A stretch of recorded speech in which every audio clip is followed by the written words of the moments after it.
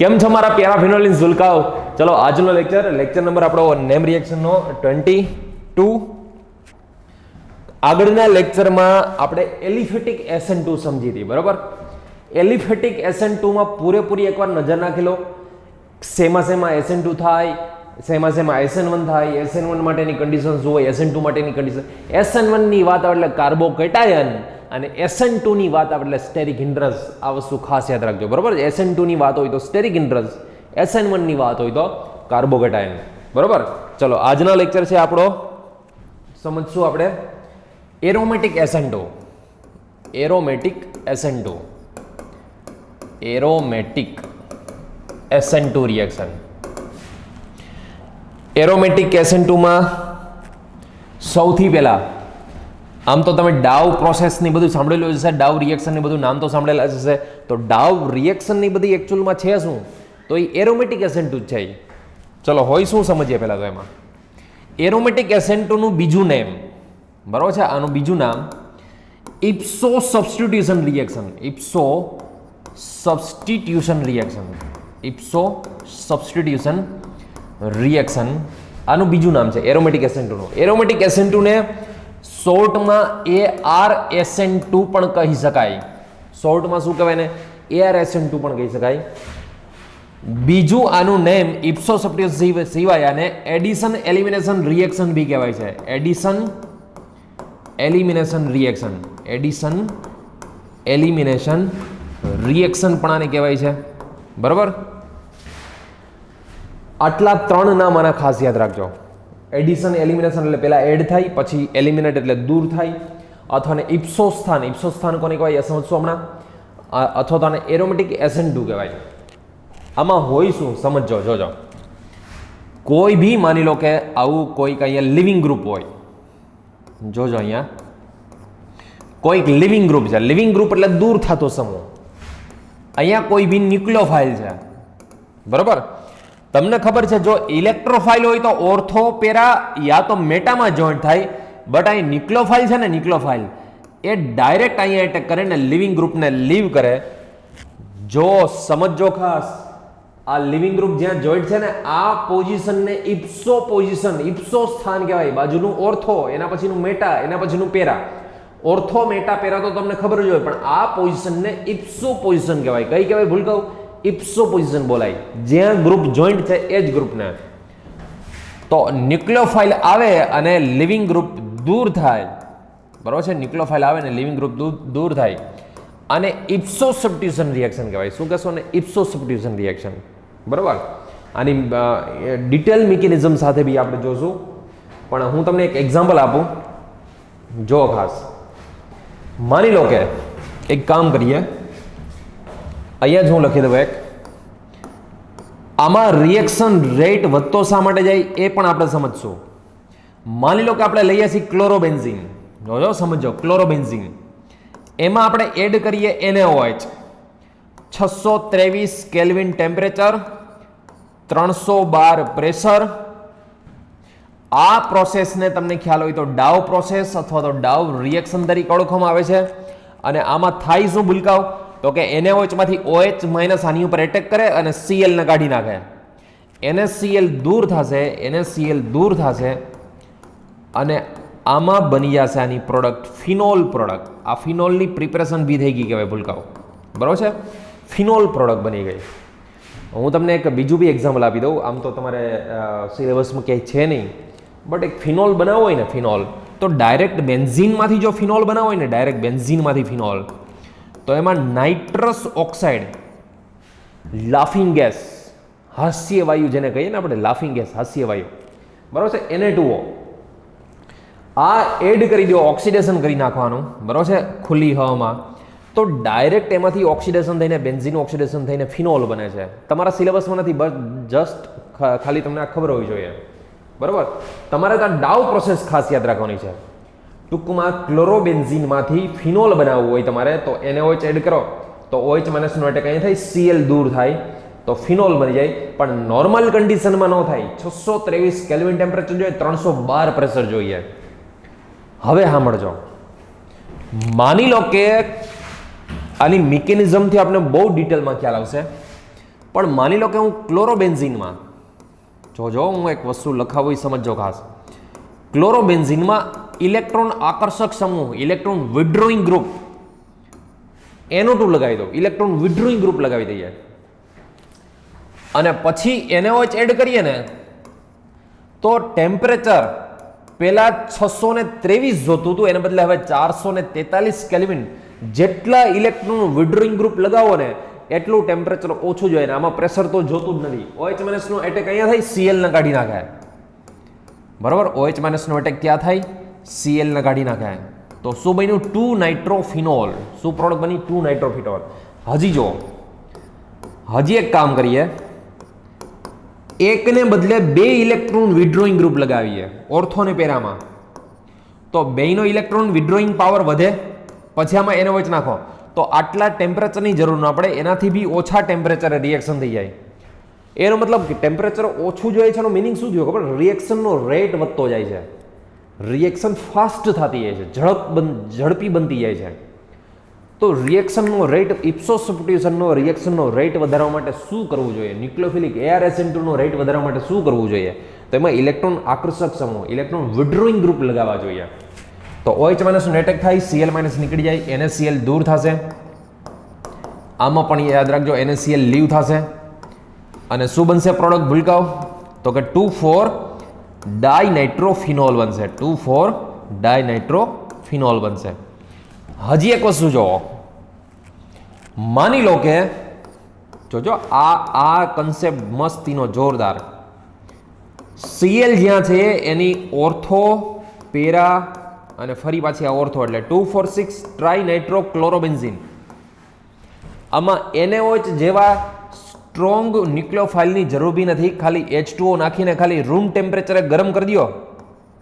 Room temperature 25 degree થયું ને room temperature એટલે ઓરડાના તાપમાને ખાલી રૂમ ટેમ્પરેચર 25 ડિગ્રી ખાલી આમ નાખીને હલાવી નાખો ને તોય H2O નો જે લોન પેર છે ને, H2O નો લોન પેર, કાલે યાદ કરો SN2 માં કીધું હતું, H2O માંથી OH- આવે.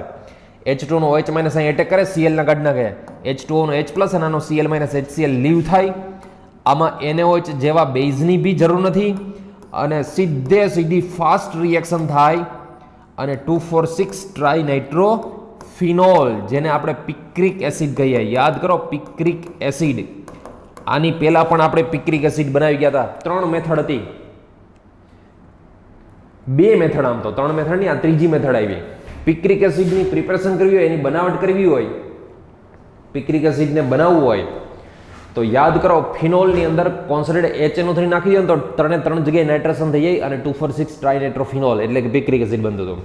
એના પછી પહેલા ફિનોલનું સલ્ફોનેશન કરો એટલે 2,4 સેકન્ડ અને ફોર્થ પોઝિશન ઉપર SO3H લાગી જાય એટલે શું કહે? ફિનોલ 2,4 ડાયસલ્ફોનિક એસિડ બનતું હતું. એમાં પાછું HNO3 નાખી દો એટલે પાછું પિક્રિક એસિડ, વધારે નીપજ માટે, મોર પ્રોડક્ટ માટે, મોર ઈલ્ડ માટે.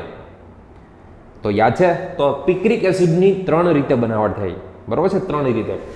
ફરી પાછું તમને કહું, હજી એકવાર રિએક્શન જોઈ લો. આ સૌથી પહેલા આ રિએક્શન જો હું તમને કહું એ સાંભળજો ખાસ. જો ક્લોરોબેન્ઝીનમાં NaOH નાખો તમે તો કાંઈ ના થાય, બટ ક્લોરોબેન્ઝીનમાં NaOH 623 કેલ્વિન ટેમ્પરેચર અને 312 પ્રેશર, આટલા હાઈ ટેમ્પરેચર અને હાઈ પ્રેશરે એડ કરો ને તો રિએક્શન થાય, તો OH- અહીં એટેક થાય અને Cl નીકળી જાય અને શું બને આની પ્રોડક્ટ? તો કે ફિનોલ પ્રોડક્ટ બને. બરાબર છે? શું બનશે ભૂલકાઓ? ફિનોલ પ્રોડક્ટ બને. તમે આ બધી વસ્તુમાં ચેક કરો, એક NaOH નાખો, ગરમ કરો તોય કાંઈ ન થાય. એનો મતલબ એવો કે આની વચ્ચે પાર્શિયલ ડબલ બોન્ડ છે. કેવો છે double bond? Partial double bond છે એટલે ઇઝીલી ન તૂટે. પણ NaOH માં નાખો ને 623 kelvin temperature, 312 pressure, NaCl leave થશે, OH- નો એટેક થાય, Cl લીવ થાય અને ફિનોલ બને. હાઈ ટેમ્પરેચર હાઈ પ્રેશરની જરૂર પડતી હતી. પણ આની અંદર જ ઇલેક્ટ્રોન વિડ્રોઈંગ ગ્રુપ લગાવી દો, ઇલેક્ટ્રોન આકર્ષક સમૂહ, ઇલેક્ટ્રોન વિડ્રોઈંગ ગ્રુપ લગાવી દો. તો જેમ જેમ ઇલેક્ટ્રોન વિડ્રોઈંગ ગ્રુપની સંખ્યા વધે ને, ઇલેક્ટ્રોન આકર્ષક સમૂહની સંખ્યા વધે ને, એમ એક વસ્તુ તમે જોઈ શકો છો આમાં, પ્રક્રિયા પરિસ્થિતિ. એટલે કે એન્વાયરમેન્ટ, એને હોય છે ને યાર 443 કેલ્વિન, અહીંયા 623 પછી 443માં થઈ જાય રિએક્શન. 2 NO2 લગાવી દો તો 368માં થઈ જાય. 3 NO2 લગાવી દો તો NaOH જેવા સ્ટ્રોંગ બેઝની બી જરૂર ના પડે. હાઈ ટેમ્પરેચરની રૂમ ટેમ્પરેચર ખાલી આમ નાખીને હલાવો તો સીધું પિક્રિક એસિડ બની જાય. તો એસા હો ક્यों रहा भैया? ઇલેક્ટ્રોન વિડ્રોઈંગની પ્રેઝન્સમાં, ઇલેક્ટ્રોન આકર્ષક સમૂહની હાજરીમાં, એની પ્રેઝન્સમાં કેમ જલ્દી રિએક્શન થઈ જાય છે? તો એના માટે કંઈક મિકેનિઝમ તો હશે ને. તો જો એની મિકેનિઝમ સમજો ખાસ. માની લો કે હું સમજો આવું કંઈક લઉં છું. અહીંયા Cl છે, અહીંયા માની લો કે ઓર્થો પોઝિશનમાં NO2 ગ્રુપ છે. ન્યુક્લિયોફાઇલ છે, કોઈ બી ન્યુક્લિયોફાઇલ, બરોબર. અહીંયા ઇપ્સોમાં કેમ એટેક કરે છે? શા માટે ઇપ્સોમાં એટેક કરે? તો એક તો આની માઇનસ આઈ ઇફેક્ટ વધારે હોય. શું હોય ભૂલકાઓ? માઇનસ આઈ, જેના લીધે પાર્શિયલી પોઝિટિવ વધારે હોય. બીજી વસ્તુ કે આ NO2 છે ને, NO2 બરોબર, આ NO2 એની માઇનસ આર ના લીધે આ ડબલ બોન્ડ છે એ અહીંયા ખેંચાઈ જાય, એની માઇનસ આર ઇફેક્ટના લીધે. જેવી માઇનસ આર ને લીધે અહીંયા આવે એટલે અહીંયા પરફેક્ટ પોઝિટિવ જનરેટ થાય. પરફેક્ટ પોઝિટિવ એટલે પ્યોર પોઝિટિવ જનરેટ થાય. તો પોઝિટિવની ઉપર ન્યુક્લિયોફાઇલ એટેક કરવાનો છે. આ ચોખ્ખી જ વાત છે. તો જુઓ, સમજો. અહીંયા ન્યુક્લિયોફાઇલ જોઈન્ટ થાય છે, અહીંયા Cl આવે છે, બરોબર. અહીંયા કયો ચાર્જ જનરેટ થાય? તો કે નેગેટિવ ચાર્જ જનરેટ થાય, બરોબર છે, નેગેટિવ ચાર્જ. આ છે NO2 છે આપણી પાસે છે, અને પોઝિટિવ નેગેટિવમાં લખી શકો તો કોર્ડિનેશન કોવેલેન્ટ બોન્ડમાં. શા માટે તમને અહીંયા આન્સર મળશે આનો? શા માટે NO2 એડ કરવાથી આનો રિએક્શન રેટ વધે છે? તો એનું રીઝન સમજી લો. એનું રીઝન એવું છે કે જો NO2 હોય ને, NO2 તો આમાં ઇન્ટરમીડિયેટ કાર્બ એનાયન જનરેટ થાય છે. અને કાર્બ એનાયનને સ્ટેબલ કરવા માટે ઇલેક્ટ્રોન વિડ્રોઈંગ ગ્રુપ જોઈએ. ફરી પાછું, કાર્બ એનાયનને સ્ટેબલ કરવા માટે ઇલેક્ટ્રોન વિડ્રોઈંગ ગ્રુપ જોઈએ. ઉલટું, કાર્બો કેટાયન હોત તો ઇલેક્ટ્રોન ડોનેટિંગ જોત, ઇલેક્ટ્રોન દાતા સમૂહ, ઇલેક્ટ્રોન ડોનેટિંગ ગ્રુપ જોત. અહીંયા નેગેટિવ છે એટલે ઇલેક્ટ્રોન વિડ્રોઈંગ જોઈએ. તો ઇલેક્ટ્રોન વિડ્રોઈંગ છે એ નેગેટિવ ચાર્જને સ્ટેબલ કરે, અને નેગેટિવ ચાર્જને સ્ટેબલ કરે એટલા માટે યાદ રાખજો ભૂલકાઓ, અહીંયા ઇલેક્ટ્રોન વિડ્રોઈંગ ગ્રુપની પ્રેઝન્સમાં રિએક્શનનો રેટ વધતો હોય. તમને કોઈ ક્વેશ્ચન પૂછે કે ભાઈ શા માટે ઇપ્સો સબસ્ટિટ્યુશન રિએક્શનમાં, એરોમેટિક SN2માં ઇલેક્ટ્રોન વિડ્રોઈંગને લીધે રિએક્શન રેટ ફાસ્ટ થાય? તો કે એનો એક જ આન્સર આપવાનો, ભાઈ એનો ઇન્ટરમીડિયેટ કાર્બ એનાયન હોય, અને કાર્બ એનાયનને સ્ટેબલ કરવા માટે ઇલેક્ટ્રોન વિડ્રોઈંગ ગ્રુપ જોઈએ. તો કાર્બ એનાયનને સ્ટેબલ કરવા માટે ઇલેક્ટ્રોન વિડ્રોઈંગ ગ્રુપ છે જ. આ નેગેટિવ ચાર્જ આની યારે રેઝોનન્સ કરી શકે. ચલો બીજી વસ્તુ, હવે હું આના રેઝોનેટિંગ સ્ટ્રક્ચર થોડાક ડ્રો કરું. જોજો, આ નેગેટિવ ચાર્જ છે અહીંયા આવીને અહીંયા આવી શકે પાછો, બરોબર. તો હું આને આમ લખી શકું. આખા રેઝોનેટિંગ સ્ટ્રક્ચર ડ્રો કરીએ છીએ. જો અહીંયા છે ન્યુક્લિયોફાઇલ, અહીંયા છે Cl, અહીંયા છે NO2, આ ડબલ બોન્ડ, અહીંયા આવશે નેગેટિવ ચાર્જ. ફરી પાછો આ નેગેટિવ ચાર્જ રેઝોનન્સ કરીને અહીંયા ઘૂમશે. જો ફરી પાછો અહીંયા આવશે રેઝોનન્સ કરીને, બરોબર. જો તો ફરી પાછોનું રેઝોનેટિંગ સ્ટ્રક્ચર અહીંયા છે NO2 એઝ ઇટ ઇઝ, અહીંયા છે ન્યુક્લિયોફાઇલ, અહીંયા છે Cl, અહીંયા આવશે નેગેટિવ ચાર્જ, બરોબર. આટલા રેઝોનેટિંગ સ્ટ્રક્ચર બનશે. આટલા રેઝોનેટિંગ સ્ટ્રક્ચર બનશે.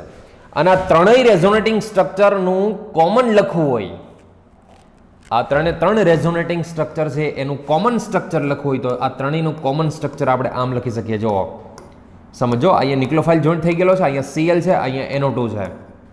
NO2 આ નેગેટિવ ચાર્જ આ કાર્બનથી લઈ અને આ કાર્બન સુધી ઘૂમે છે. અને કયો ચાર્જ ઘૂમે છે? નેગેટિવ ચાર્જ ઘૂમે છે. આની બરોબર છે. આમાં ઘૂમે છે કયો? તો કે નેગેટિવ ચાર્જ ઘૂમે છે.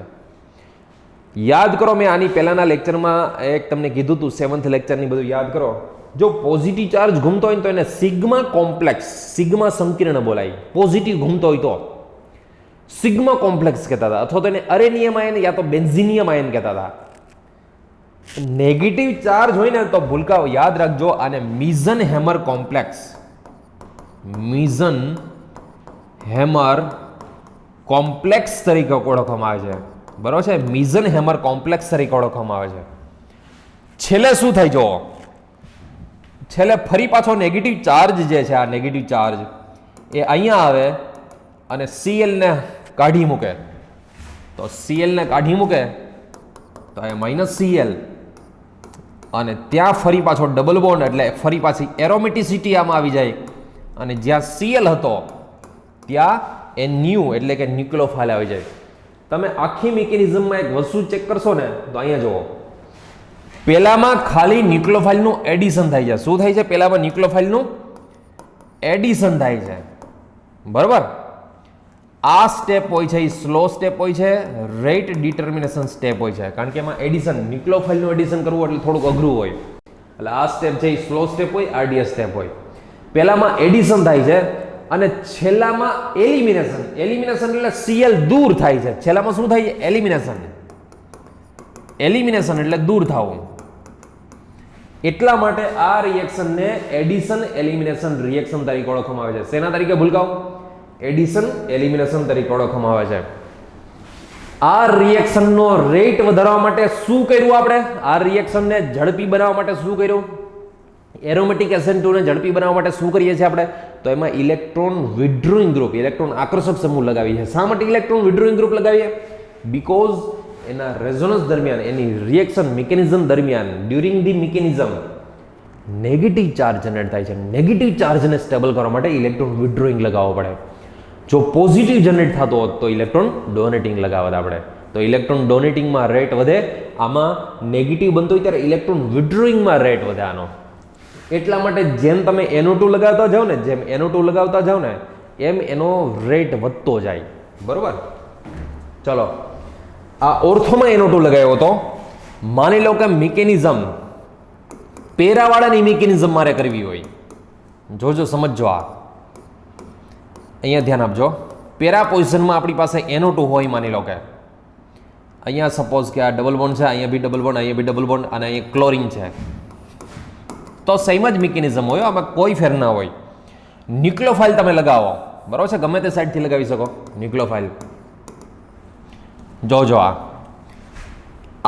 પહેલા તો આની -I ના લીધે અહીંયા પાર્શિયલી પોઝિટિવ હોય, પાર્શિયલી પોઝિટિવ એટલે આ એટેક આની ઉપર કરશે.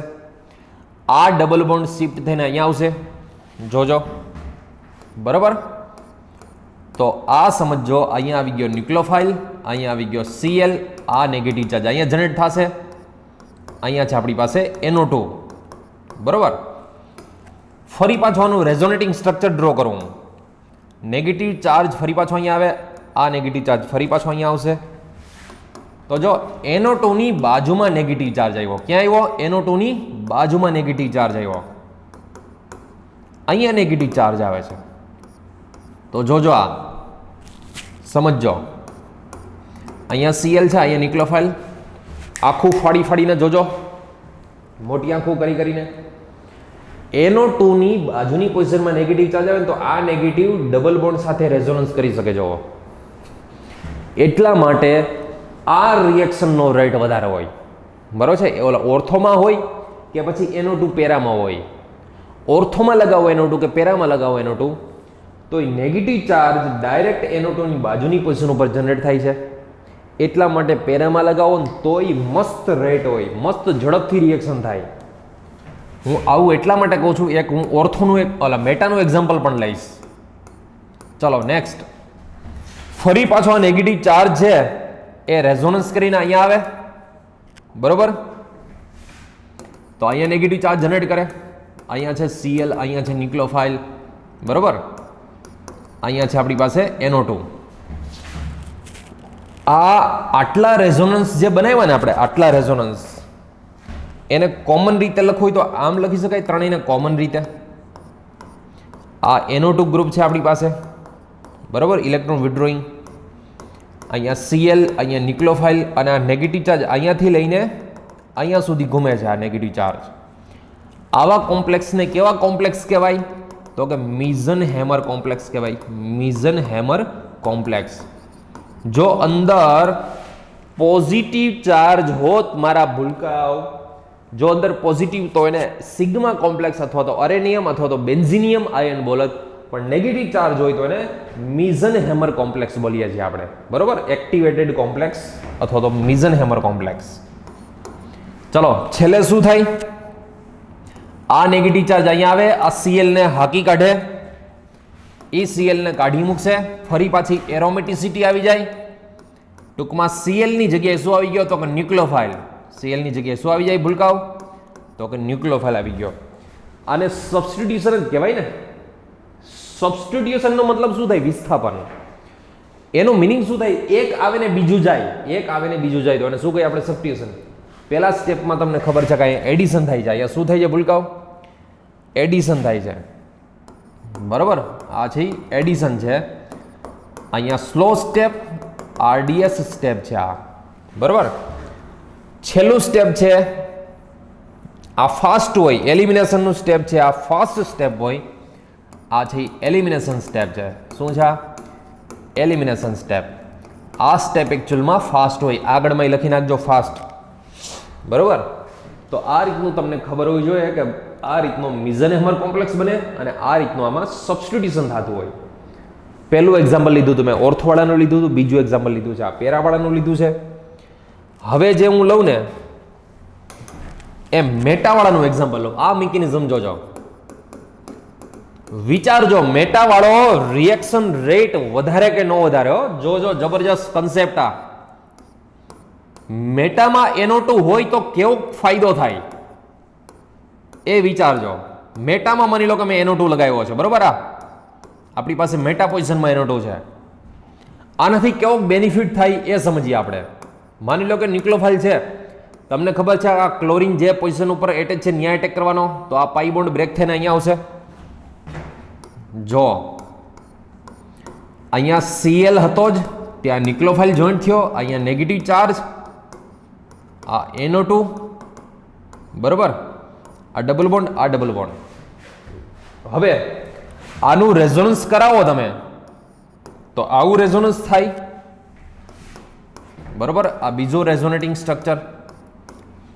અહીંયા છે Cl, અહીંયા છે ન્યુક્લિયોફાઇલ, અહીંયા આવશે ડબલ બોન્ડ, અહીંયા ડબલ બોન્ડ, અહીંયા નેગેટિવ ચાર્જ, અહીંયા NO2 છે. આ હજી એક રેઝોનન્સ પોસિબલ ને? જો હું પછી આખું એક વાત કહું તમને, મસ્તીની વાત સાંભળજો. અહીંયા સપોઝ આ તો છે જ ને ન્યુક્લિયોફાઇલ ને, આ તો બધું છે જ. અહીંયા આવશે નેગેટિવ ચાર્જ, આ ડબલ બોન્ડ, આ double bond as it is, અહીંયા મેટામાં NO2 એઝ ઇટ ઇઝ. આ ત્રણેયનો ટૂંકમાં ઇન્ટરમીડિયેટ લખીએ આપણે તો અહીંયા છે Cl, અહીંયા છે ન્યુક્લિયોફાઇલ, અહીંયા છે NO2 અને નેગેટિવ ચાર્જ અહીંયાથી લઈને અહીંયા સુધી ઘૂમે છે. આ નેગેટિવ ચાર્જ શું કહેશું? આને મિઝન-હેમર કોમ્પ્લેક્સ કહેશું. મિઝન-હેમર કોમ્પ્લેક્સ તરીકે આને ઓળખવામાં આવે છે. હવે જો પછી છેલ્લું સ્ટેપ શું થાય? છેલ્લું સ્ટેપ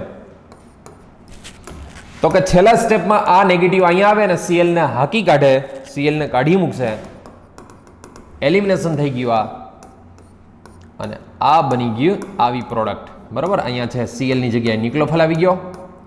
પણ તમે એક વસ્તુ વિચારો, આ મેટામાં NO2 છે એનો બેનિફિટ કેવો થાય?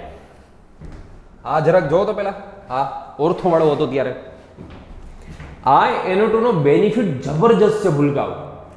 કારણ કે આ નેગેટિવ ચાર્જ ડાયરેક્ટ NO2 ની બાજુની પોઝિશન ઉપર આવે છે, એડજસન્ટ એટમ ઉપર, બાજુની પોઝિશન ઉપર. એટલે નેગેટિવ ચાર્જ છે ને એ આ NO2 ના ડબલ બોન્ડ સાથે રેઝોનન્સ કરી શકે, મતલબ ઇલેક્ટ્રોન વિથડ્રો કરી શકે, ખેંચી શકે. NO2 નેગેટિવ ચાર્જને ખાઈ જાય. NO2 ની બાજુની પોઝિશન ઉપર નેગેટિવ આવ્યો. આમાં જોવો તો NO2 ની બાજુની પોઝિશન ઉપર નેગેટિવ ચાર્જ આવ્યો, તો આ નેગેટિવ છે એ NO2 સાથે રેઝોનન્સ કરી જ શકે ને. એ તો આપણે દોર્યું નથી, બાકી NO2 સાથે રેઝોનન્સ કરી જ શકે. મને આવું દેખાડો તો ચલો, આમાં ક્યાં આ સ્ટ્રક્ચરમાં NO2 ની બાજુમાં નેગેટિવ નથી, આ સ્ટ્રક્ચરમાં NO2 ની બાજુમાં નેગેટિવ નથી, આ સ્ટ્રક્ચરમાં મેટા પોઝિશનમાં NO2 છે તો એની બાજુમાં નેગેટિવ ચાર્જ આવતો જ નથી. શું કરશો?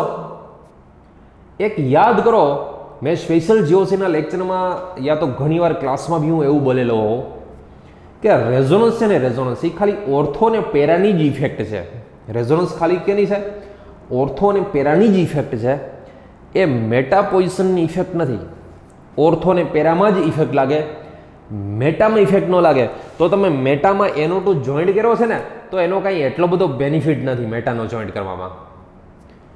તો યાદ રાખજો, આ કન્સેપ્ટ મેં તમને જે ભણાવ્યો છે ને, એકચ્યુઅલમાં આનો તમને ક્વેશ્ચન પૂછાય કેવી રીતે, એક્ઝામમાં આનો ક્વેશ્ચન પૂછાય કેવી રીતે જોજો. arrange the following in decreasing order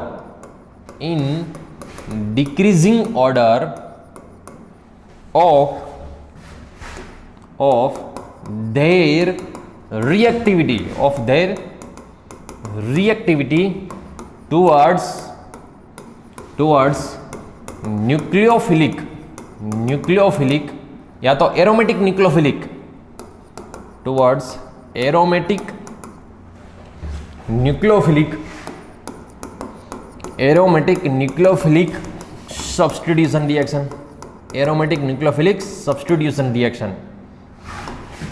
ટૂંકમાં કહેવાનો મતલબ એવો છે કે તમારે એરેન્જ કરવાનો, એરેન્જ ધી ફોલોઈંગ ડિક્રીઝિંગ ઓર્ડર, ઉત્તરતા ક્રમમાં એરેન્જ કરવાનો છે એરોમેટિક ન્યુક્લિયોફિલિક સબસ્ટિટ્યુશન એટલે કે ARSN2 ના ક્રમમાં તમારે એને ગોઠવવાનો છે. ARSN2 ના ક્રમમાં એની રિએક્ટિવિટી ગોઠવવાની છે. બરોબર. હું આખો તમને આ જો કદાચ કોઈને આવડે તો તમે સોલ્વ કરો, બાકી હમણાં મસ્ત રીતે તમને આ કન્સેપ્ટ કરાવી દઉં એકચ્યુઅલમાં. બરોબર. આ 1, આ 2, આ 3, ચલો અહીંયા Cl, અહીંયા NO2, આ 3 નંબર, અહીંયા NO2 હોય, આ 4 નંબર. બરોબર. પછી આ છે માની લો કે અહીંયા Cl, અહીંયા NO2 છે, અહીંયા NO2 છે, આ 5 નંબર. અને હજી એક એક્ઝામ્પલ લઈ લઈએ. 3 જગ્યાએ માની લો કે હોય NO2,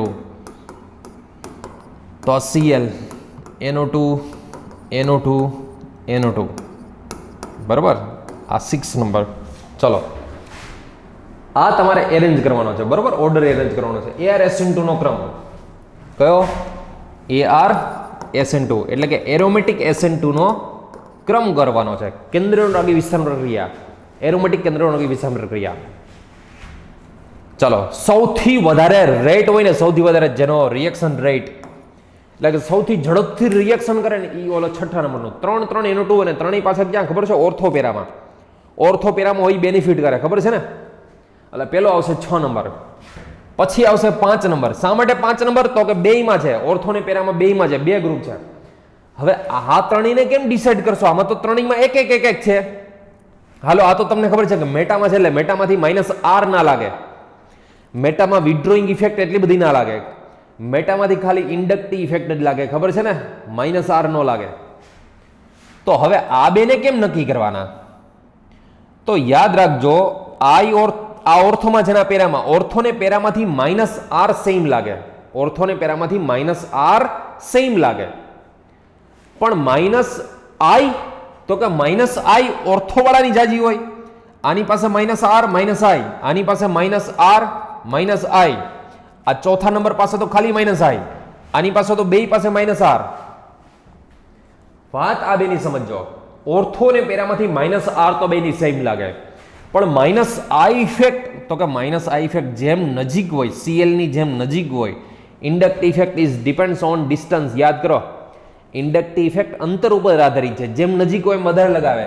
તો આ નજીક છે તો વધારે -I લગાવે, વધારે -I લગાવે તો આની રિએક્શન રેટ વધી જાય. એટલા માટે 2 નંબર પહેલા આવે, પછી 3 નંબર આવે, 3 નંબર પછી હવે વૈધા આ 2.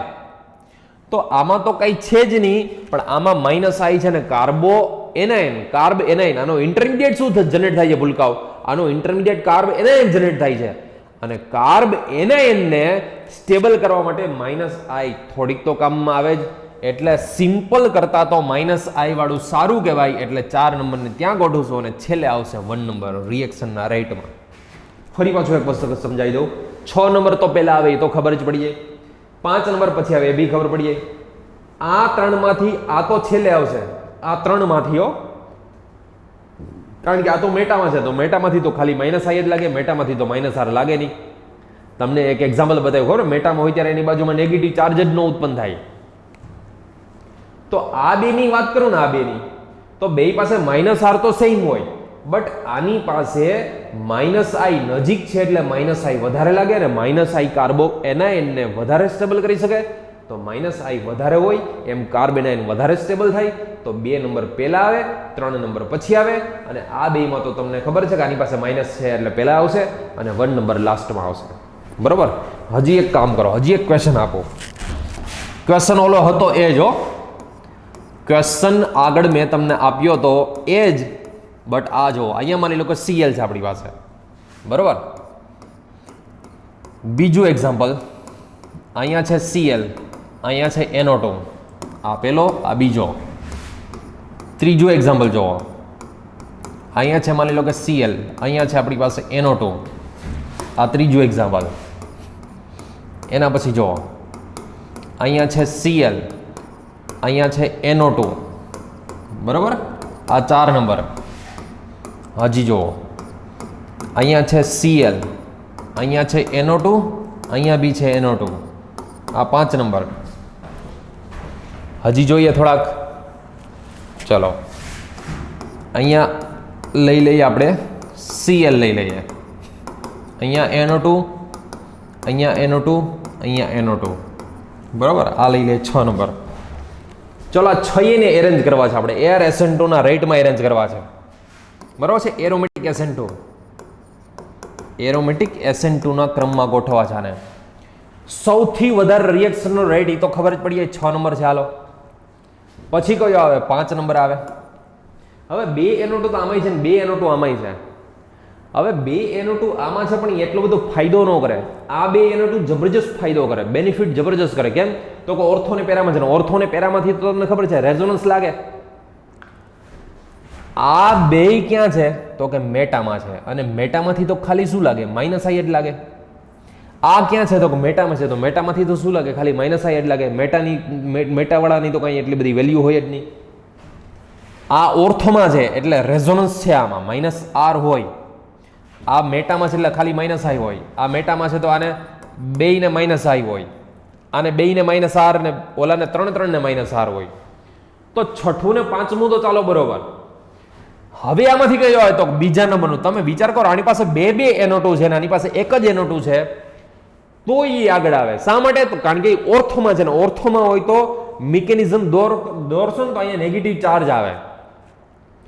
હવે હાલો, એ તો પતી ગયું. હવે આ બે મેટા પોઝિશન આમાં 2 છે, તો બેયની માઇનસ આઈ, તો એ તો ફાયદો કરે જ. તો 4 નંબર આવશે. પછી આવશે એક મેટા પોઝિશન વાળો, અને છેલ્લે આવશે આ 1 નંબર.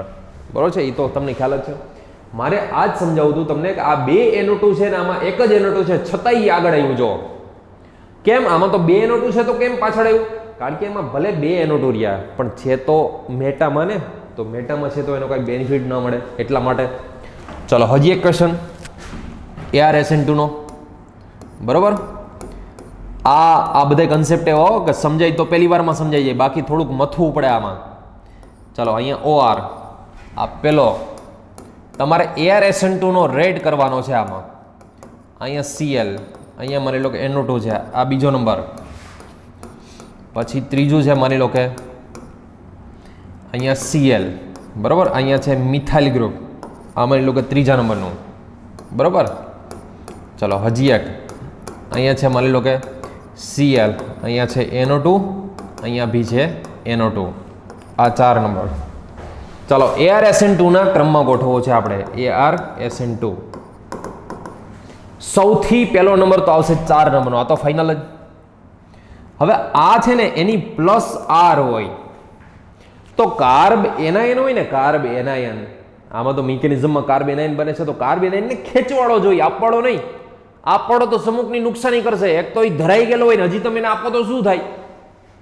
તો આ તો પ્લસ આર વાળો, પ્લસ આર વાળો એટલે બધું કામમાં ન આવે. આ છે માઇનસ આર, આ છે પ્લસ એચ. તો સૌથી ફાયદો તો 4 નંબરમાં થાય. બરોબર. પછી આવશે 2 નંબર. હવે આ બેમાંથી પ્લસ એચ વધારે આપતું હોય કે પ્લસ આર? તો કે પ્લસ આર વાળો વધારે ઇલેક્ટ્રોન આપી દે, અને આને હકીકતમાં ઇલેક્ટ્રોન જોતા ન હોય. પ્લસ આર વાળો નુકસાની વધારે કરશે. સ્ટેબિલિટી બગાડશે, અને સ્ટેબિલિટી બગાડે તો આ ક્યાં મુકાય? 1 નંબરને ત્યાં મુકાય અને અહીંયા 3 નંબર આવશે. ફરી પાછું આમાં 2 માઇનસ આર વાળા, જો માઇનસ આર વાળો પહેલા આવતો હોય ને તો ફિક્સ જ, પ્લસ આર વાળો છેલ્લે જ આવે. આ હંમેશા દુનિયાનો યુનિવર્સલ સાર્વત્રિક નિયમ છે. આ માઇનસ આર વાળા આગળ આવતો હોય ને તો પ્લસ આર વાળા છેલ્લે જ આવે. બરોબર? તો આ એરોમેટિક SN2, આઈ હોપ કે તમને ભૂલકાઓ સમજાઈ ગયા છે. એરોમેટિક SN2 એટલે મિઝન-હેમર કોમ્પ્લેક્સ એડિશન એલિમિનેશન રિએક્શન, ડાઉ પ્રોસેસની વાત છે આ. અને ડાઉ પ્રોસેસ હું તમને બીજું બી કહી દઉં ડાઉ પ્રોસેસ વિશે. ડાઉ પ્રોસેસ એટલે કે ડાઉ રિએક્શન. બરોબર? શેમાં થાય ડાઉ રિએક્શન? તો કે ક્લોરોબેન્ઝીનમાં થાય, અને ક્લોરોબેન્ઝીનમાં NaOH યા તો KOH એડ કરી 623 કેલ્વિન ટેમ્પરેચર, 312 પ્રેશર, તો OH- નો એટેક ક્યાં થાય? અને આની પ્રોડક્ટ બને છે ફિનોલ. શું બને છે પ્રોડક્ટ ભૂલકાઓ? ફિનોલ. બટ આ એક સ્ટેપમાં બનતી નથી. આની મિકેનિઝમ જુઓ, આની મિકેનિઝમ સમજો. પેલા Cl હોય ને, પેલા Cl, બરોબર? તો એમાં NaOH છે ને, NaOH એનો એટેક આની ઉપર થાય, બરોબર? અને Cl નીકળે તો પેલા છે ને આવું કંઈક બને ફિનોલ. બટ લોચો શું થઈ જાય ખબર છે? હજી તો એક મોલિક્યુલ બન્યો હોય ને, તો આની અંદર બેઝ હોય, બેઝ આનો H+ ખેંચી લે તો H2O લીવ થાય ને, સોડિયમ ફિનોક્સાઇડ બની જાય. શું બની જાય? સોડિયમ ફિનોક્સાઇડ બની જતો હોય. Na+ અને O-, સોડિયમ ફિનોક્સાઇડ બનતો હોય. રિએક્શનમાં થોડો ઘણો ક્લોરોબેન્ઝીન હોય ને, થોડો ઘણો બી ક્લોરોબેન્ઝીન, તો એમની ઉપર આ એટેક કરી દે અને Cl ને કાઢી નાખે. તો NaCl લીવ થાય, જોજો મસ્તીનો કન્સેપ્ટ. NaCl લીવ થાય અને ડાઇઇથાઇલ ઇથર બની જાય. શું બની જાય? ડાઇઇથાઇલ ઇથર બની જાય. તમને ડાઉ પ્રોસેસનો ઇન્ટરમીડિયેટ પૂછે, યા તો સાઇડ પ્રોડક્ટ, ઇન્ટરમીડિયેટ તો ના બોલાય, બટ આને સાઇડ પ્રોડક્ટ બોલાય. ડાઇફિનાઇલ ઇથર, ડાઇફિનાઇલ ઇથર કહેવાય ને. શું કહેવાય? ડાઇફિનાઇલ ઇથર, PH2O. 2 ફિનાઇલ છે ને, એક ઓક્સિજન છે. આવી સાઇડ પ્રોડક્ટ મળે. તો યાદ રાખજો, એકચ્યુઅલમાં આ રિએક્શન આમ તો રિવર્સિબલ હોય, બરોબર? આ રિએક્શન એકચ્યુઅલમાં રિવર્સિબલ હોય. સાઇડ પ્રોડક્ટ તમને ડાઉ પ્રોસેસની સાઇડ પ્રોડક્ટ પૂછે ને, તો સાઇડ પ્રોડક્ટમાં આવું ડાઇફિનાઇલ ઇથર બનતું હોય. ફિનોલ બની જાય પછી જો એમાં બેઝ પડ્યો ને, બેઝ, તો બેઝ આનો H+ ખેંચીને સોડિયમ ફિનોક્સાઇડ બનાવી દે. ક્લોરોબેન્ઝીન ઉપર ફરી પાછો એટેક કરીને ડાઇફિનાઇલ ઇથર સાઇડ પ્રોડક્ટ બનાવી દે. તો સાઇડ પ્રોડક્ટ ના બનાવી હોય તો શું કરવાનું? તો લોસ એટેલિયરનો નિયમ છે ને, કે પહેલેથી જ તમારે શું કરવાનું ખબર છે? ડાઉ રિએક્શન કરતી વખતે પહેલેથી જ તમારે સાઇડ પ્રોડક્ટ ડાઇફિનાઇલ ઇથર નાખી દેવાની. એમાં પહેલેથી જ ડાઇફિનાઇલ ઇથર નાખી દો ને, લોસ એટેલિયર રૂલ્સ વાઇઝ શું થાય કે આ રિએક્શન લેફ્ટ સાઇડ એટલે કે રિવર્સિબલ, પ્રતિવર્તી, બરાબર છે, બેકવર્ડ આમ રિએક્શન આવે. આમ રિએક્શન આવે એટલે ફરી પાછો આ બની જાય ને, એમાંથી ફરી પાછો આપણે ફિનોલ મળી જાય. તો ડાઉ પ્રોસેસ છે, એ ડાઉ પ્રોસેસમાં તમને એટલી ખબર હોવી જોઈએ કે ક્લોરોબેન્ઝીનમાંથી ફિનોલ બને. આ પહેલી વાત. બીજી વસ્તુ કે એની સાઇડ પ્રોડક્ટ શું હોય? તો કે ડાઉ પ્રોસેસની સાઇડ પ્રોડક્ટ ડાઇફિનાઇલ ઇથર એની સાઇડ પ્રોડક્ટ હોય. અને સાઇડ પ્રોડક્ટ ન બનતી અટકાવવી હોય તો શું કરવાનું? તો કે પહેલેથી જ એમાં ડાઇફિનાઇલ ઇથર એમાં નાખી દેવાનો. તો લોસ એટેલિયરના રૂલ્સ વાઇઝ આ રિએક્શન લેફ્ટ સાઇડ એટલે કે રિવર્સિબલ, પ્રતિવર્તી આવે, અને પ્રતિવર્તી આવે તો ફરી પાછો આ બની જાય અને એમાંથી આપણે ફિનોલ પાછો મળી જાય. બરોબર? આ વસ્તુ ખાસ યાદ રાખજો. બીજું, એક આગળના લેક્ચરમાં એક આ કન્સેપ્ટ મેં કરાવ્યો હતો, જોજો અહીંયા સમજો. CH3CH, આમાં ઘણા બધા મને ક્વેશ્ચન પૂછ્યા હતા, પણ હું આનો આન્સર આપી દઉં અત્યારે. આમાં Br2CCl4 હોય, યા તો Br2H ન્યૂ કન્ડિશન હોય, યા તો UV હોય, યા તો સનલાઇટ હોય, અને ત્રીજું આપ્યું હતું મેં NBS, બરાબર છે, NBS, N બ્રોમોસક્સિનેમાઇડ, અને હારે હોય પેરોક્સાઇડ, કોઈ બી પેરોક્સાઇડ હોય, ઇનિશિએટર, બરાબર, NBS ની સાથે. તો પહેલાની પ્રોડક્ટ શું હોય? તો કે પહેલું છે એ એડિશન રિએક્શન છે, અને 1,2-ડાઇબ્રોમો પ્રોપેન બનશે. બીજામાં શું થયું? ડબલ બોન્ડની બાજુની પોઝિશન ઉપર, ડબલ બોન્ડની બાજુની પોઝિશન ઉપર એલાઇલિક રેડિકલ બને, અને એ રેડિકલની હારે બ્રોમિન જોઈન્ટ થતો હોય, બરોબર? એ રેડિકલની હારે બ્રોમિન જોઈન્ટ થતો હોય. આ કોન્સેપ્ટે કરાવી દીધો. ત્રીજો NBS વાળો છે ને, યાદ રાખજો, Br2HNu કયો કે NBS પેરોક્સાઇડ કયો, બેયમાં સેમ જ મિકેનિઝમ હોય. NBS પણ ડબલ બોન્ડની બાજુની પોઝિશન ઉપર ફ્રી રેડિકલ જનરેટ કરે અને ત્યાં આ લગાવી દે. પણ જો NBS ની હારે પેરોક્સાઇડ હોય તો અને તો જ. હું એક એક્ઝામ્પલ આપું, જો સમજો. માની લો કે આવું હોય ને, આવું સમજો, ખાલી NBS હોય અને NBS ની સાથે પેરોક્સાઇડ હોય. NBS ની સાથે શું હોય? પેરોક્સાઇડ હોય. તો ખાલી NBS હોય ને તો ભૂલકાવી શું કરે ખબર છે? એનો પોઝિટિવ બ્રોમિન, જો બ્રોમિન હોય નેગેટિવ, પણ NBS માં બ્રોમિન હોય ને પોઝિટિવ બ્રોમિન હોય, એ પાઈ બોન્ડને બ્રેક કરી અને સાયક્લિક બ્રોમોનિયમ આયન બનાવી નાખે. શું બનાવી નાખે? સાયક્લિક બ્રોમોનિયમ આયન બનાવે. Cyclic bromonium ion. અને જો પેરોક્સાઇડ હોય તો ડબલ બોન્ડની બાજુની એલેલિક પોઝિશન ઉપર રેડિકલ જનરેટ કરે અને રેડિકલ જનરેટ કરીને આવી પ્રોડક્ટ બનાવે. ખાલી NBS હોય તો સાયક્લિક બ્રોમોનિયમ આયન બને. NBS ની હારે જો આવું હોય પેરોક્સાઇડ તો ડબલ બોન્ડની બાજુની પોઝિશન ઉપર ફ્રી રેડિકલ જનરેટ કરે અને ત્યાં બ્રોમિનેશન કરે ડબલ બોન્ડની બાજુની પોઝિશન ઉપર. આ કન્સેપ્ટ ખાસ યાદ રાખજો, બરોબર? ઓકે. સો ફ્રેન્ડ્સ, તમને આઈ હોપ કે આ કન્સેપ્ટ તો ખ્યાલ આવી ગયો હશે. એરોમેટિક SN2 કોને કહેવાય, એરોમેટિક SN2 માં શું કરવાનું હોય, એની પ્રોડક્ટ શું બનાવવાની હોય, કોનો રિએક્શન રેટ ફાસ્ટ હોય, આ ખાસ આખો મિઝનહેમર કોમ્પ્લેક્સ કરી નાખજો. એના ઘણા બધા ક્વેશ્ચન્સ આવે છે, બરાબર છે? ગમે ત્યારે ગમે ક્વેશ્ચન. ટેમ્પરેચર યાદ રાખવા જરૂરી છે. જો ટેમ્પરેચર જેટલા NCERT-માં આવ્યા છે ને, NCERT-માં જેટલા આપ્યા છે, એનિલિનનું સલ્ફોનેશન હોય કે પછી ફિનોલનું નાઇટ્રેશન હોય કે પછી આ કરાવેલું હોય, આ મિઝનહેમર કોમ્પ્લેક્સવાળી જે ડાઉ પ્રોસેસની બધા કરાવેલા હોય, એ બધા NCERT-માં જેટલા ટેમ્પરેચર આપ્યા છે ને ફરજિયાત યાદ રાખવાના છે. એક પણ ટેમ્પરેચર NCERT-માં આપ્યું છે ને ભૂલવાનું નથી, એ ફરજિયાત છે.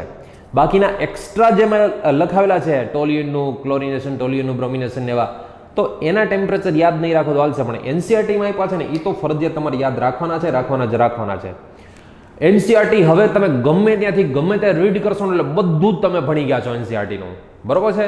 જેટલું પોસિબલ થાય એટલું NCERT રિવાઇઝ કરતા રહ્યો. મેં જે કરાવેલું છે એના પછી NCERT એકવાર વાંચો એટલે ફ્લેક્સિબિલિટી આવે તમને. હવે તમે NCERT વાંચશો ને તો તમને ફ્લેક્સિબિલિટી આવશે અને ઝીણું ઘણી બધું જગ્યાએ જાણવા મળશે, બરોબર? ચલો હવે આપણે આ જે ArSN2 છે ને એની જેમ એનાથી ઓપોઝિટ જે કહેવાય ArAc, એમ તો 7th લેક્ચર જે ઓર્ગેનિકનો તો એમાં શીખી જ ગયા છીએ આપણે, પણ ફરી પાછું એક નાનો એવો કોન્સેપ્ટ જોઈ લઈએ. ArAc શું થાય? ફૂલ ફોર્મ ભૂલકાવ. એરોમેટિક ઇલેક્ટ્રોફિલિક સબસ્ટિટ્યુશન રિએક્શન એટલે વિસ્થાપન. એરોમેટિક ઇલેક્ટ્રોન અનુરાગી વિસ્થાપન પ્રક્રિયાઓ બધી છે. 7th લેક્ચરમાં મસ્ત રીતે ડિટેલમાં શીખી જ ગયા છે. આ કોઈ એરોમેટિક, ટૂંકમાં આપણે ArSN2 છે એમાં ન્યુક્લિયોફાઇલ જોઈન્ટ કરીએ. આપણે શું કરીએ? એરોમેટિક રિંગની અંદર ન્યુક્લિયોફાઇલ જોઈન્ટ કરીએ. આમાં એરોમેટિક રિંગની અંદર ઇલેક્ટ્રોફાઇલ જોઈન્ટ કરવાનો છે. પહેલામાં ન્યુક્લિયોફાઇલ, આમાં ઇલેક્ટ્રોફાઇલ. તો તમને ખબર છે કે આનો એક H નીકળે, H નીકળીને ત્યાં શું લાગી જાય? તો કે ઇલેક્ટ્રોફાઇલ લાગી જાય. H નીકળી જાય અને ત્યાં ઇલેક્ટ્રોફાઇલ લાગી જાય. એટલા માટે જો આને એરોમેટિક રિંગમાં થાય છે એટલે એરોમેટિક ઇલેક્ટ્રોફિલિક એટલે ઇલેક્ટ્રોફાઇલ જોઈન્ટ કરવો. અને સબસ્ટિટ્યુશન એટલે એક આવે અને બીજું જાય, એક આવે અને બીજું જાય, અને શું કહીએ આપણે? તો કે સબસ્ટિટ્યુશન રિએક્શન કહીએ, બરોબર?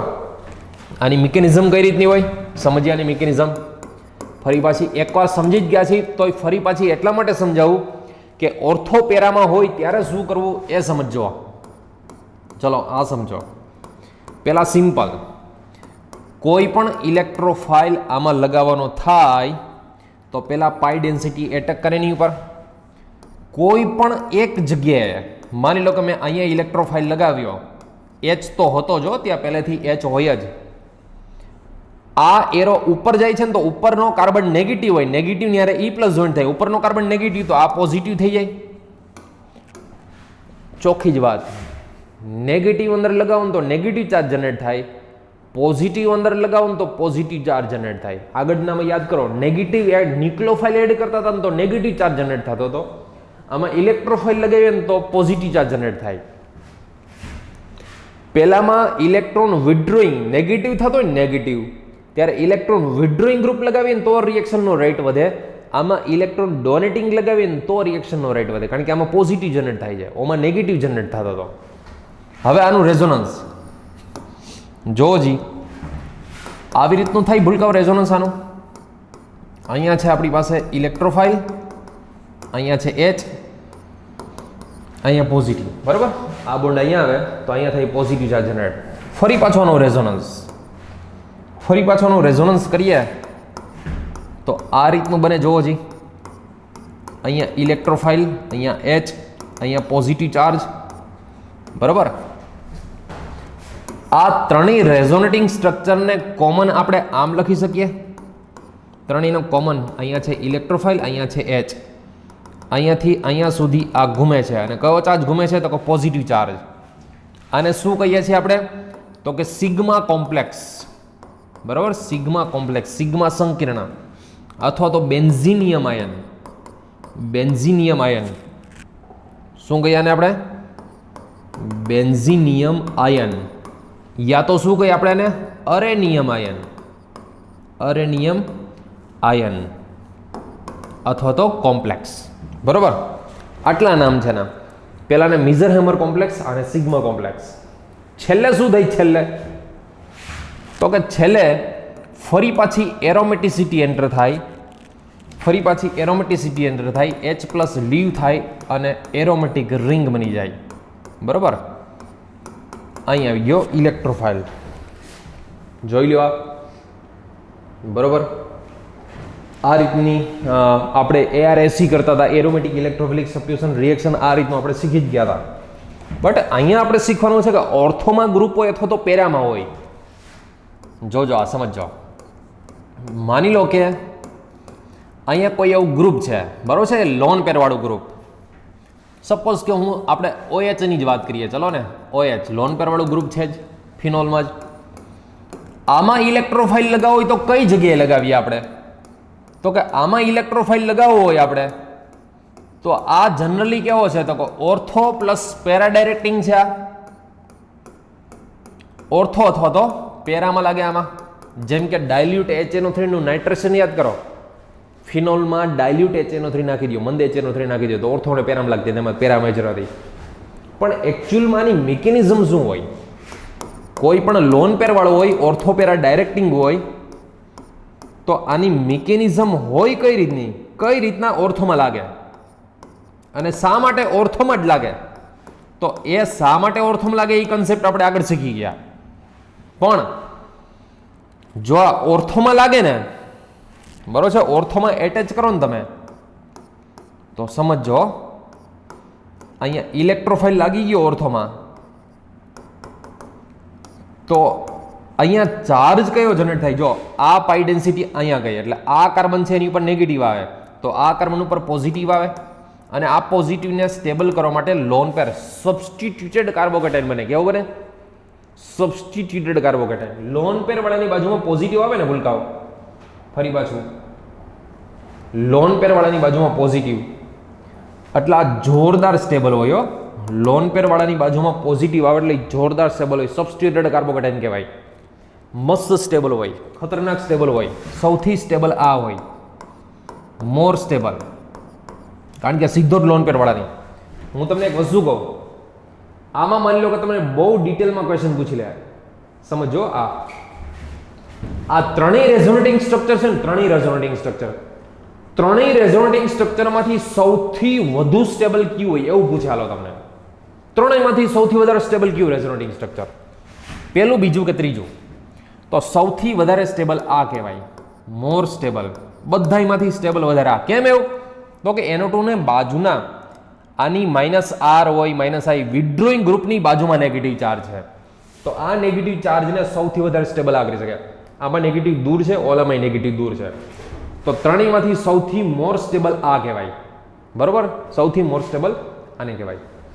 હજી આ જોવો, આ ત્રણેયમાં સૌથી વધારે સ્ટેબલ કયું? આ ત્રણેયમાં મોર સ્ટેબલ કયું? તમે વિચારો જી. ચાલો જી. તો ત્રણેય સ્ટ્રક્ચરમાંથી સૌથી વધારે સ્ટેબલ હોય ને તો આ કહેવાય. સૌથી વધારે સ્ટેબલ, મોર સ્ટેબલ આ સ્ટ્રક્ચર. કેમ? તો કે NO2 ની બાજુમાં નેગેટિવ ચાર્જ, તો સૌથી વધારે મોર સ્ટેબલ હોય તો એ સ્ટ્રક્ચર કહેવાય સૌથી વધારે મોર સ્ટેબલ. હજી ચલો આ જો, ચલો આ ત્રણેય સ્ટ્રક્ચરમાંથી સૌથી વધારે સ્ટેબલ કયો? તો એક કઈ ના કહી શકો તમે, કારણ કે NO2 બાજુમાં નેગેટિવ ચાર્જ, ત્રણે ત્રણ આમ તો સરખા જ કહેવાય. આ થોડુંક ઓછું કહેવાય, આ બે તો સરખા જ કહેવાય આમ તો, કારણ કે બાજુમાં જ શું છે? નેગેટિવ. આની બાજુમાં એ નેગેટિવ. એટલે તમે આમાં તમે એવું ના કહી શકો કે ત્રણમાંથી સૌથી વધારે આ મોર સ્ટેબલ એમ. બરોબર? તો એવી રીતે હું તમને ક્વેશ્ચન પૂછું કે આ ત્રણમાંથી, હજી તો એક જ દોર્યું છે, ત્રણે ત્રણ દોરીએ, હમણાં તમને ખ્યાલ આવી જશે ત્રણમાંથી શા માટે આને મોર સ્ટેબલ કીધું આપણે. જો હાલો આના રેઝોનન્સ કરીએ, આનું રેઝોનન્સ કરીએ આપણે. અહીંયા છે OH લોન પેરવાળો, H ઇલેક્ટ્રોફાઇલ. ચલો પોઝિટિવ ચાર્જ છે એટલે રેઝોનન્સમાં ઇન્વોલ્વ થવાનો જ હતો. બરોબર? તો અહીંયા આવશે પોઝિટિવ ચાર્જ, આ જગ્યા આવશે પોઝિટિવ. ફરી પાછું રેઝોનન્સ કરાવીએ, ફરી પાછું રેઝોનન્સ. બરોબર? જો આ એક વખત નીટમાં પૂછાઈ ગયો છે, આવા સ્ટ્રક્ચર પૂછાણા હતા એકવાર. નીટ 2018 નું પેપર કાઢજો, એમાં જોવા મળશે આવું. અહીંયા પોઝિટિવ ચાર્જ, આવા ત્રણ સ્ટ્રક્ચર બનશે. બરોબર? અહીંયા છે OH, અહીંયા છે H અને ઇલેક્ટ્રોફાઇલ, અને પોઝિટિવ ચાર્જ અહીંયાથી અહીંયા સુધી ઘૂમે છે. અને શું કહેવાય? સિગ્મા કોમ્પ્લેક્સ, અથવા તો અરેનિયમ આયન, અથવા તો બેન્ઝિનિયમ આયન. બરોબર? ત્રણેયમાંથી તમને ખ્યાલ આવી ગયો સૌથી વધારે મોર સ્ટેબલ આ કેમ કરે? પોઝિટિવ ચાર્જ છે એ લોન પેરવાળાની બાજુમાં જ જનરેટ થયો, લોન પેરવાળાની બાજુમાં જ પોઝિટિવ છે, એટલે ત્રણેય સ્ટ્રક્ચરમાંથી સૌથી વધારે સ્ટેબલ આ સ્ટ્રક્ચર કહેવાય. છેલ્લા સ્ટેપમાં શું થાય આમાં ભૂલકાઓ? તો કે છેલ્લા સ્ટેપની અંદર આ H+ રિમૂવ થાય, ઇલેક્ટ્રોન આપતો જાય, અને ફરી પાછી એરોમેટિસિટી એન્ટર થઈ જાય, અને ફરી પાછી એરોમેટિસિટી એન્ટર થાય અને ઓર્થો પોઝિશનમાં લાગી જાય. ક્યાં લાગી જાય ભૂલકાઓ? ઓર્થો પોઝિશનમાં. આ ઓર્થોની મિકેનિઝમ થઈ આ. બરોબર? આ જે મિકેનિઝમ કીધી મેં, ઓર્થોની મિકેનિઝમ કીધી. બરોબર? ચલો સેમ આવી રીતે પેરાવાળાની મિકેનિઝમ દોરવી હોય, ચલો પેરાવાળાની મિકેનિઝમ સમજો. અહીંયા છે આપણી પાસે OH. બરોબર? આ છે માની લો કે ઇલેક્ટ્રોફાઇલ અહીંયા છે આપણી પાસે. જોજો પેરા પોઝિશન આની ઉપર એટેક કરે તો પહેલું સ્ટેપમાં આમ લખી શકો કે ઇલેક્ટ્રોફાઇલ પેરામાં જોઈન્ટ થયો તો બાજુમાં પોઝિટિવ ચાર્જ જનરેટ થાય. આ પહેલું સ્ટ્રક્ચર. આ પાઈ ડેન્સિટી નીચે આવી ગયો, આમ નીચે, તો આ પેરા પોઝિશન લાગી ગઈ તો નેગેટિવ આની યારે જોઈન્ટ થઈ ગયો તો પોઝિટિવ આને જનરેટ થાય. ફરી પાછો આમાં રેઝોનન્સ. બરોબર? ફરી પાછો આમાં રેઝોનન્સ. રેઝોનન્સના લીધે અહીંયા છે ઇલેક્ટ્રોફાઇલ, અહીંયા છે H. રેઝોનન્સના લીધે અહીંયા પોઝિટિવ ચાર્જ જનરેટ થાય. તમારે નક્કી કરવાનું છે ત્રણ રેઝોનેટિંગ સ્ટ્રક્ચરમાંથી કયું સૌથી વધારે સ્ટેબલ કહેવાય. ફરી પાછો આનો રેઝોનન્સ અહીંયા થાય અને આવી પ્રોડક્ટ બનશે. જુઓ કંઈક અહીંયા આવશે OH, અહીંયા છે ઇલેક્ટ્રોફાઇલ અને H, અહીંયા છે પોઝિટિવ ચાર્જ, આ ડબલ બોન્ડ. બરોબર?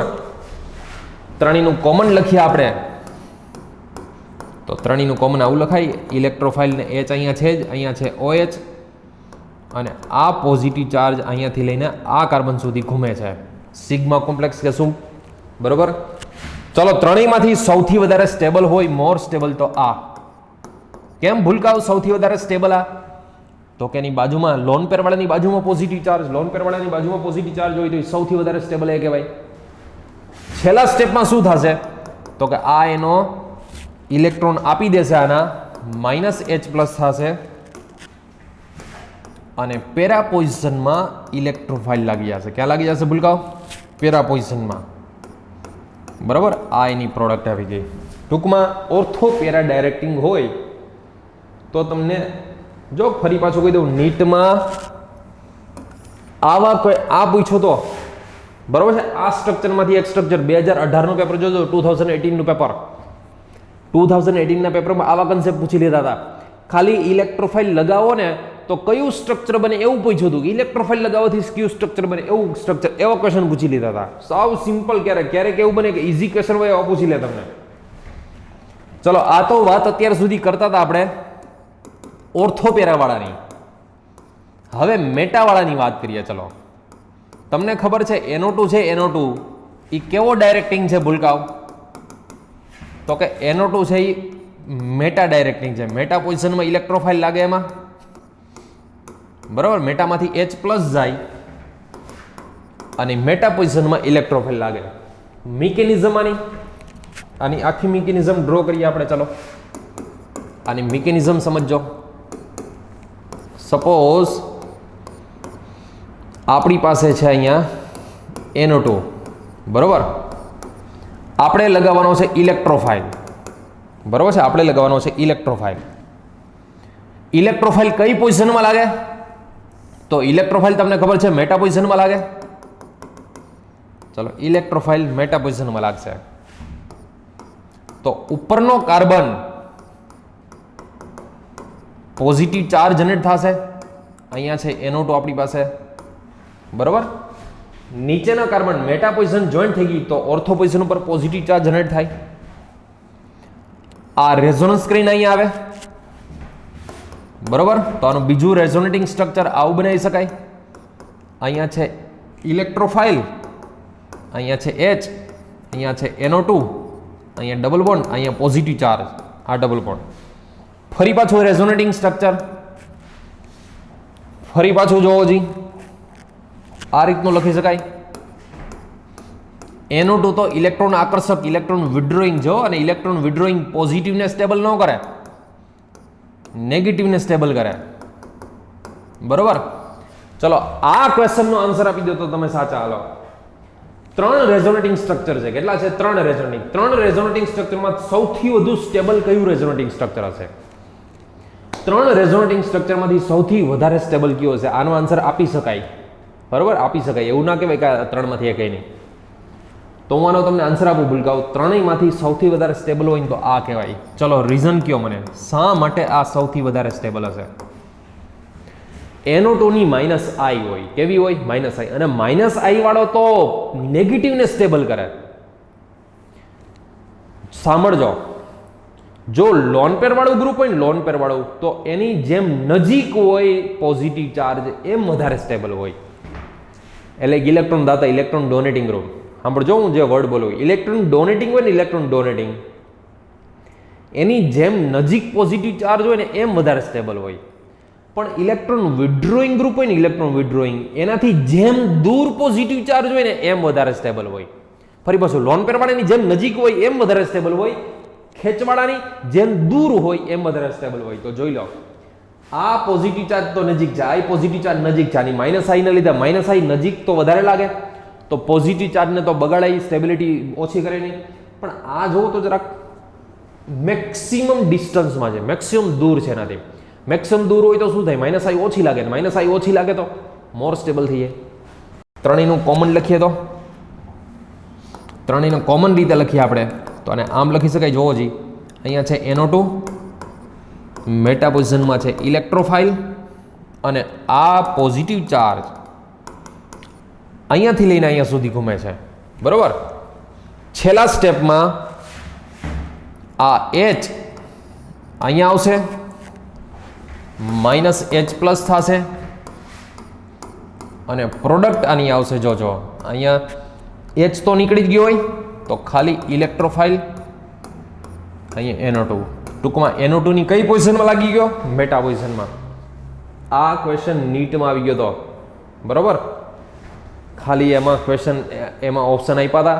તમે જોજો 2018નું પેપર, 2018ના પેપરમાં આ ક્વેશ્ચન છે, ગોતજો શું ક્વેશ્ચન પૂછેલો હતો. આ બધું પરફેક્ટ થઈ જાય ને, આજે જે મેં કરાવેલું છે એ બધું જ પરફેક્ટ થઈ જાય પછી જ તમે જોજો, પછી જ ક્વેશ્ચન સમજજો. હવે તમને એક એલિમિનેશન, આના પછીના લેક્ચરમાં હું તમને એલિમિનેશનનો કોન્સેપ્ટ કરાવીશ. એલિમિનેશન કોન્સેપ્ટ થઈ જાય પછી તમે કોઈ પણ NCERT નું પેજ ખોલી લો, કોઈ પણ એક્ઝામ, કોઈ પણ રેફરન્સ બુક જોઈ લો, કોઈ બી એક્ઝામના ક્વેશ્ચન સોલ્વ કરી લો, બધું જ મેં કરાવેલું તમને પરફેક્ટ યાદ હશે ને તો તમે કોઈ પણ ક્વેશ્ચન સોલ્વ કરી શકશો. શરત એટલી, મેં કરાવેલું એક લીટીએ લીટી યાદ હોવી જોઈએ. એનસીઆરટીને ફોરી નાખો, એનસીઆરટી જેટલી વાર મેક્સિમમ રિવિઝન થાય એટલી વાર મેક્સિમમ રિવિઝન કરો. તમને એક બી કન્સેપ્ટ એવો નહીં હોય કે જે મેં કરાવેલો છે એ તમને એનસીઆરટીમાં યા તો તમને કોઈ પણ ક્વેશ્ચન તમારાથી સોલ્વ ન થાય એવું પોસિબલ જ નથી. કન્ડિશન એ કે મેં કરાવેલું 100% તમને યાદ હોવું જોઈએ. બરાબર, બધી જ કન્સેપ્ટ યાદ હોવા જોઈએ. ઓર્થોમાં જોઈન્ટ કરીએ શું થાય, પેરામાં જોઈન્ટ કરીએ શું થાય, મિઝનહેમર કોમ્પ્લેક્સ બને તો શું થાય, સિગ્મા કોમ્પ્લેક્સ બને તો શું થાય, ઓર્થોમાં જોઈન્ટ થાય તો શું થાય, પેરામાં જોઈન્ટ થાય તો શું થાય, એ બધા જ કન્સેપ્ટ તમને A to Z ખબર હોવા જોઈએ. સો ભૂલકાઓ, થેન્ક યુ સો મચ મારા પ્યારા ભૂલકાઓ. નેક્સ્ટ લેક્ચરમાં આપણે ડિટેલમાં મળશું. ડિટેલમાં આપણે એલિમિનેશન રિએક્શનના કન્સેપ્ટ જોશું. એલિમિનેશન આપણે નેક્સ્ટ લેક્ચરમાં સમજશું. Thank you so much. જય શ્રી કૃષ્ણ, જય શ્રમણ, જય હિન્દ. મળીએ નેક્સ્ટ લેક્ચરમાં.